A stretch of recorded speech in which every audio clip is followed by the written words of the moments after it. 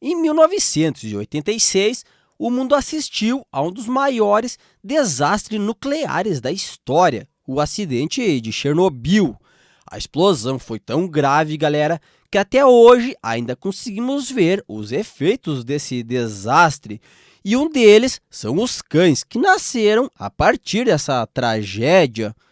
Meu nome é Luan e sejam todos muito bem-vindos ao L Fatos.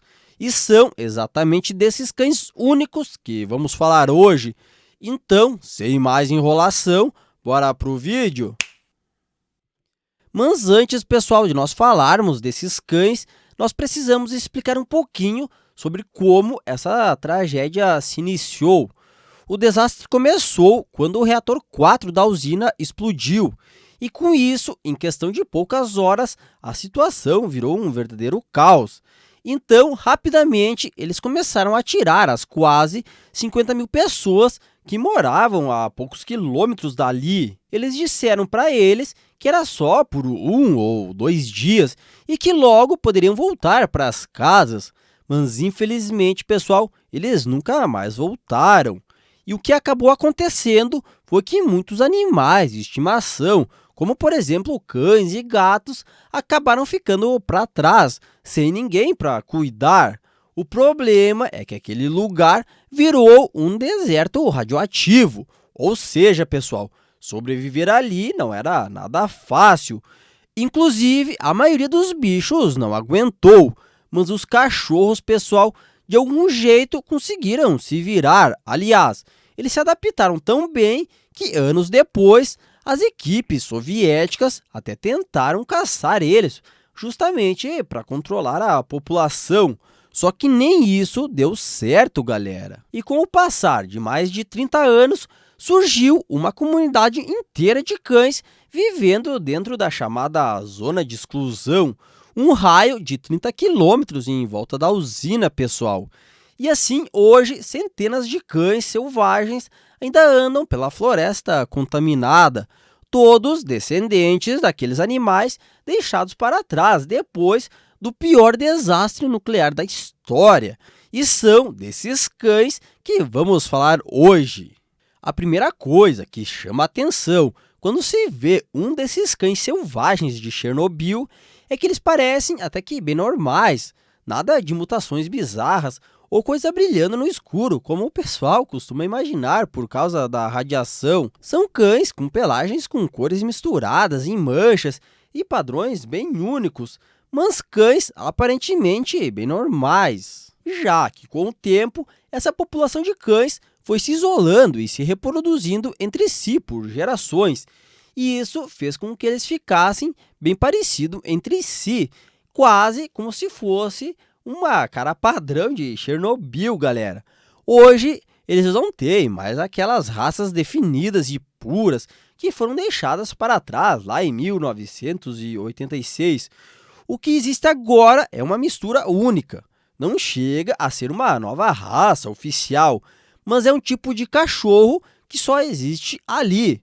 Podemos, talvez, dizer que eles são como se fossem um vira-lata de Chernobyl, raro e bastante fascinante, galera. Inclusive, até os cientistas estão de olho nesses cães, e em breve até deve sair alguns estudos mostrando como eles conseguiram se adaptar a um ambiente com radiação por todos os lados, algo que pouca gente imagina ser possível, galera.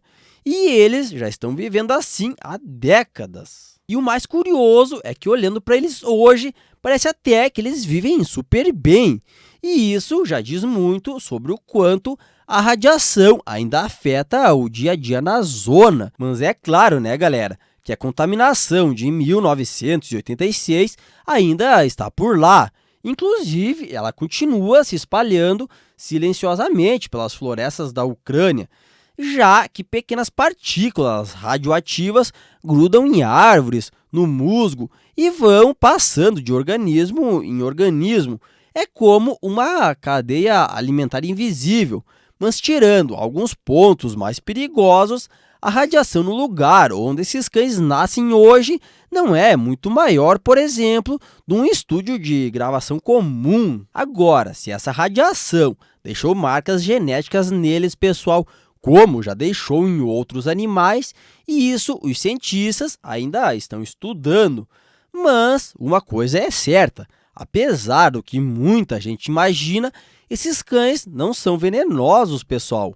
Aliás, a maioria deles parece incrivelmente saudável, o que é impressionante, considerando tudo o que eles já passaram. Inclusive, dá até para fazer carinho nesses cães incríveis. Claro, o bom senso manda sempre lavar as mãos depois. Afinal, eles vivem rolando na terra, cavando buraco e provando qualquer coisa que encontram pelo caminho. E mesmo sabendo que a radiação esteja diminuindo, mas ainda assim é presente nessa região. E agora voltando, galera, a falar um pouco novamente da descendência deles, que embora eles sejam descendentes de pets domésticos, mas hoje eles têm um espírito meio selvagem. Até por isso que a maioria prefere manter distância, vivendo em grupos unidos, algo que podemos dizer que não se vê em abrigos comuns. O que também podemos perceber é que eles são bem independentes, espertos e sabem muito bem se virar como poucos. Tanto, galera, que isso virou até um desafio para o pessoal da Clean Futures Fun, que quando tentam capturar eles para vacinar ou até para castrar, eles simplesmente somem no meio da mata. Mas agora, galera, deixa eu interromper o vídeo de forma rápida, só para lembrar vocês de deixar o like e se inscrever no canal. Lembrem também de ativar o sininho. Assim, sempre quando eu postar um vídeo novo, vocês vão receber a notificação. E pessoal, eu preciso muito, mas muito mesmo da ajuda de vocês. Principalmente o meu canal que é novo aqui no YouTube. Se vocês assistirem um vídeo, mas não se inscreverem ou não deixar o like, o YouTube acaba não entregando o vídeo para outras pessoas. Então, vocês deixando o like e se inscrevendo, o YouTube entende que o vídeo é um vídeo interessante e vai cada vez espalhar para mais pessoas. E isso vai me ajudar demais, mas demais mesmo. Então, muito obrigado a todos que conseguirem me dar essa força. Agora, vamos voltar ao vídeo. Galera, e outra característica que também podemos notar neles é que esses cães são bons de memórias. Só para vocês terem uma noção, o pessoal da Clean Futures Fun precisa trocar a cor dos uniformes todo ano, já que se eles conhecerem a cor da roupa, já era, eles somem na hora. E tem mais, depois de um tempo observando, dá até para perceber que todos eles têm um ar meio de família. Inclusive, quando você vê como eles interagem, fica ainda mais claro que eles realmente funcionam como uma matilha de verdade, pessoal. Tanto que tem até os líderes. No fim das contas, é um exemplo incrível de como esses animais conseguiram se adaptar e tirar o melhor de uma situação que começou com um verdadeiro desastre. E se vocês pararem para analisar, é até que bastante impressionante pensar que eles conseguiram sobreviver por tanto tempo nesse local. Mas com certeza não é nada fácil a vida deles, galera. E como prova disso, podemos citar que embora a maioria pareça saudável, até que o bastante para se passar até por cachorros de família. Mas uma coisa que chama bastante atenção é que quase nenhum deles chega a envelhecer. Só para vocês entenderem do que eu estou falando, pessoal, a expectativa de vida média desses cães é de apenas 1 a 3 anos. Mas, por incrível que pareça, isso não tem nada a ver diretamente com a radiação.